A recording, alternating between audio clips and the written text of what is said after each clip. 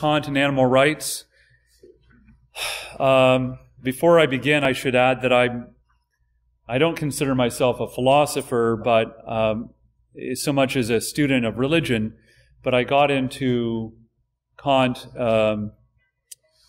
through my studies, and he's become a central figure in my studies. And so I'm very enamored of Kant. I've been reading him for the last 8 years, and almost more than any other philosopher, he's really resonated with me, except perhaps Thomas Berry.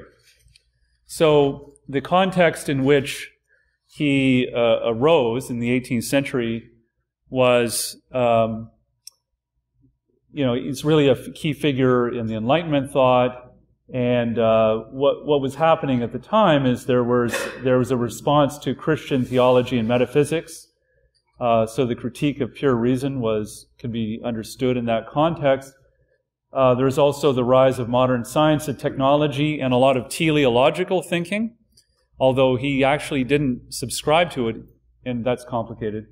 But also the rise of Western liberal, what we might call Western liberal individualism. There's a good philosopher, Alistair MacIntyre, who's very critical of that and critical of Kant for associating him with that.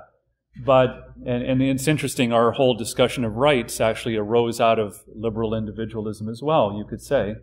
There's a strong emphasis on reason rather than on emotions, which came later with Romanticism, and one of the examples of this is the rejection of what they called enthusiasm. That has a different meaning than it does today. Enthusiasm in the 18th century meant kind of the passionate acting out that a charismatic preacher might have, and that was looked down on by the Enlightenment philosophers.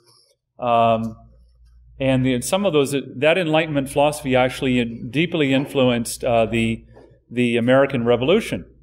And a lot of the ideas that from the Founding Fathers actually come from the Enlightenment.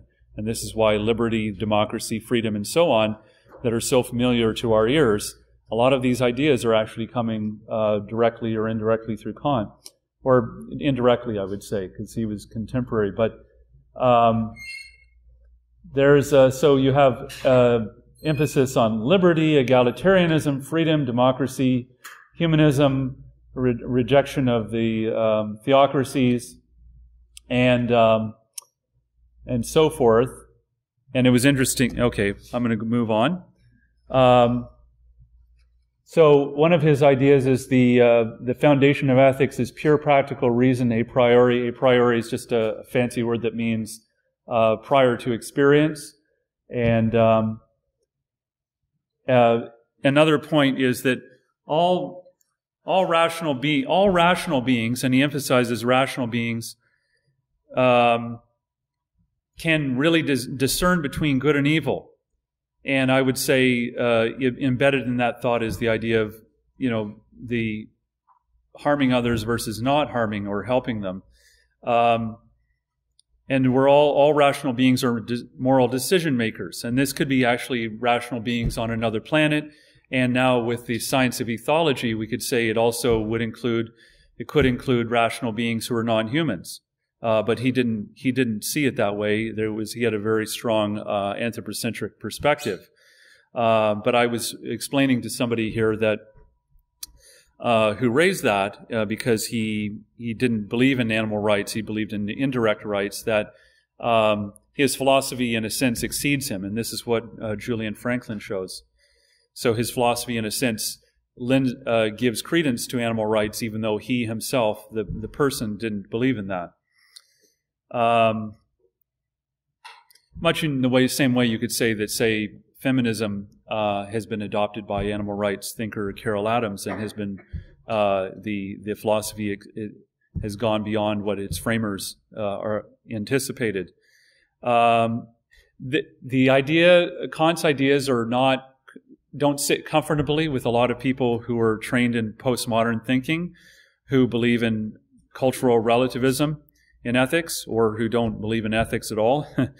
And I certainly believe that they're historically situated.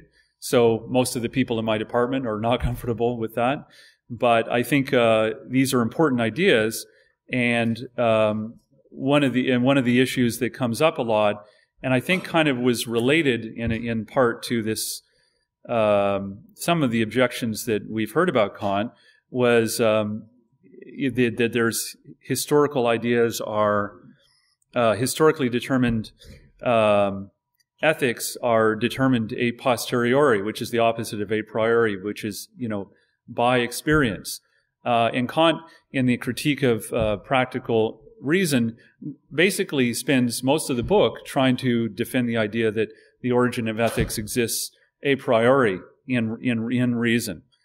I don't want to go into too much into that, but I think, since we were talking about the foundation of ethics, it's important.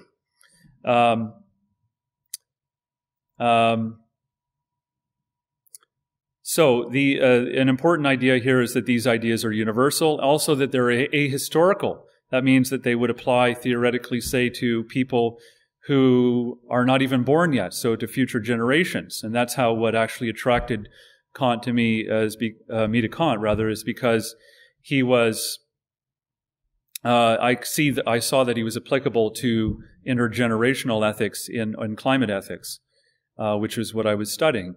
And this is also, of course, applicable to non-humans if you get past Kant's particular bias, which is that only rational beings count.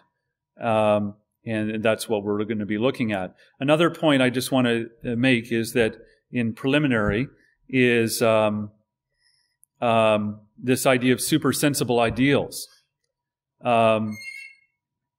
So this comes up a lot in the religion book, Religion Within the Bounds of Mere Reason, but other books too. And so the idea is that we are human beings, or rational beings, are beings who have supersensible imagination, and this gives us this is an incredibly powerful tool that we have. We're able to imagine things that don't necessarily have any objective correlative in the empirical world, but they give us the ability to do things in the world that to create a better society, for example, but also to create hell on earth.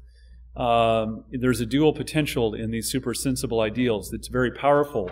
So we are beings, you could say, that are imagining beings, and learning how to use our reason and our judgment to guide our imagination is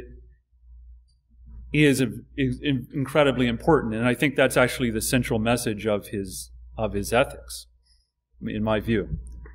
Because we all have the capacity for good or evil. And I'll just add this. His definition of evil is very important, I think, to understand. Evil, it certainly helped me in thinking about the evil things that happen in the world to animals, for example.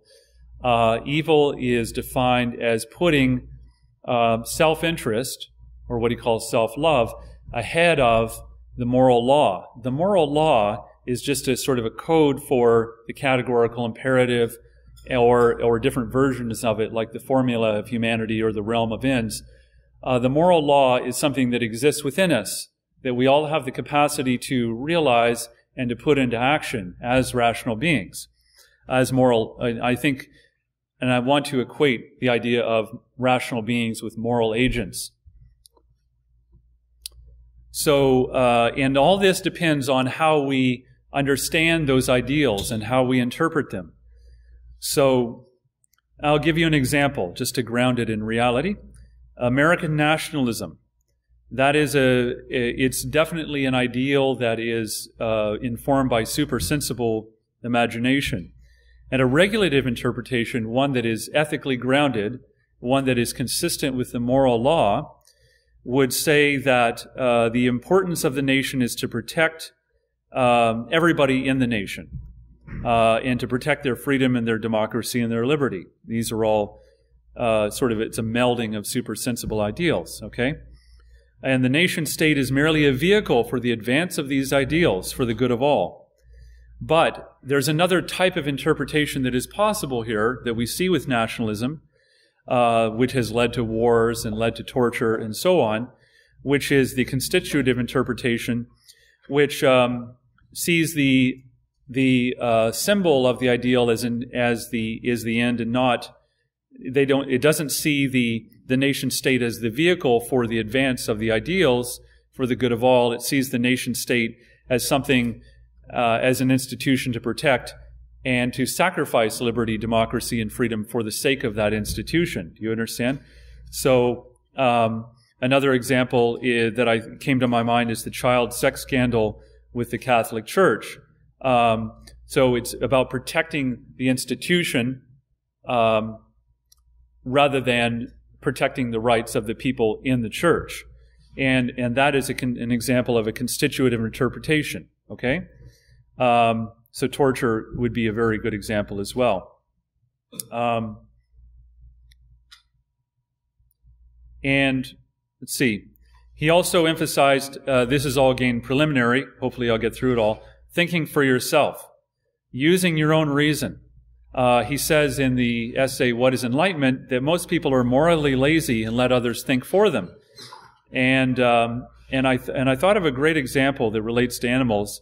All the meat exploitation industries, or the animal exploitation industries, vivisection, meat, dairy, all of that, they are always telling us that they're humane and that they're ethical, okay? Certainly they tell us this at the university. They have a whole ethics committee to tell us that the animal testing is ethical and humane. Well, that's an example. If we believe that, that's an example of letting others think for us, rather than actually looking at the evidence and deciding for ourselves using our own reason. But a lot of people are willing to do that because they're morally lazy.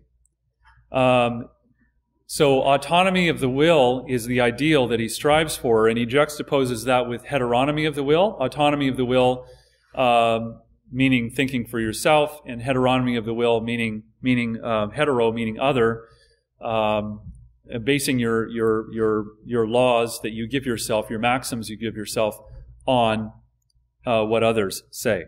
Okay? And of course, this can cut both ways. If somebody in the animal rights movement tells you what to think, that's heteronomy too. So there's no human institution that is above this, and we all are subject to it at every moment of our day. Actually, heteronomy, and we have to learn to think for ourselves. Advertising and consumerism is another great example of that. We're always being told that we should buy things to make us happy. Stepping back from that would constitute autonomy of the will. What does Franklin say about animals and Kant and animals? Well, first of all, he's really focused on something called the formula of humanity, which is one of the three major forms of the categorical imperative, the moral law. I'll just call it FH for short. That's often how it's termed. Even though it refers to humanity, he says it is actually potentially the most powerful argument for animal rights. And even though Kant himself was not for animal rights, what did he actually say? Just for the record, he said he was for indirect rights. He who is cruel to animals becomes hard also in his dealings with men. So an example of that that I thought of is the serial killer who tortures animals. There's a lack of compassion there, gross. And that's a very good argument. It's not especially new one, even when he said it. Many people have said it in different ways. It's very valuable, but it's not an animal rights argument. It's indirect rights. Why is the formula of humanity so powerful? Because of the principle of universalizability that David mentioned the other day. And this can be distinguished from utilitarianism, which is the highest good, the simple version, the highest good for the greatest good for the greatest number. What is universalizability? My understanding of it, very simply, is that it's we all have maxims of actions that we use to guide ourselves every day, whether we know it or not, and it's it's framing the maximum of your action in such a way that it would reach to everybody, that it could be a universal law for everybody. So the classic example is lying or stealing. If we said that, say, stealing, for example, it could never be a universal law because it doesn't apply. If everybody, it wouldn't apply to everybody, because if it did, then everybody would be stealing. It would harm others, essentially. So the principle of universalizability is a guideline or a principle for our actions that would essentially encompass everyone for the good of all. And this can definitely be opposed to utilitarianism or cost-benefit analysis, which is sort of the more common way of expressing that, because utilitarianism doesn't cover everybody in its formulations. There's some people that would be left out. So it's universalizability is radically inclusive, you might say. The formula of humanity says, act in such a way that you always treat humanity, whether in your own person or the person of the other, never simply as a means, but always at the same time as an end. So the simple way of putting that is, always treat others as ends, not as means to an end. So, in other words, don't use people instrumentally. The objection might come up, and I think we just actually discussed this. What about, okay, a job in society? You're a waitress or a waiter. Isn't that using somebody? It's not in the same way, because there's the basic issue is one is voluntary, the other isn't. And so Franklin talks about labor agreements in society as opposed to slavery. And complicating this issue, I picked up the paper today and I noticed, there were a lot of students that were going into prostitution to pay for university. It was so high, it was very disturbing to me. And I thought, what about, complicating this discussion? What about situations where there is economic exploitation, but the person is still in a voluntary situation, right? That is a hard thing to discuss. I don't know if we'll have time to do that, but it is complicated by the fact that there is what you might call economic slavery, or people coerced into these things. But let's just talk about slavery, because it's actually this. It actually illustrates the issue very well. It's unambiguous. It is treating others as a means to an end, not as ends in themselves. And slavery, from an animal rights perspective, is not just a human experience. There is animal slavery. So the major move that Franklin does is that he changes the formula of humanity's criterion from rationality, because Kant said it only applied to rational beings, to sentience. So he calls it now the formula of sentience. He's amending Kant, if you will. What is sentience? It's self-awareness, being in the world, being aware of it. To my mind, it's very much like Reagan's subject of a life criteria.